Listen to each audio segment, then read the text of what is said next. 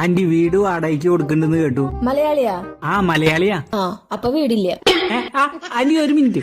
വാടകയ്ക്ക് കൊടുക്കണ്ട്, പക്ഷെ അത് ബംഗാളികൾക്ക് കൊടുക്കണുള്ളൂ. ഡെയിലി കുളിച്ച് അലക്കി വൃത്തിക്ക് ഡ്രസ് ഇട്ട് ജോലിക്ക് പോണ ഞങ്ങക്ക് എന്താ വീട് തരാത്തെ?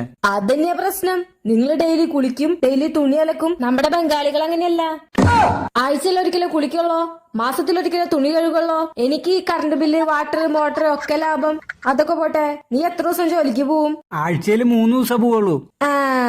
ബാക്കിയുള്ള ദിവസം വീട്ടിൽ അത് ശരിയല്ല ഇത് ശരിയല്ല പറഞ്ഞിട്ട് എന്റെ ജീവൻ എടുക്കാൻ നിൽക്കും.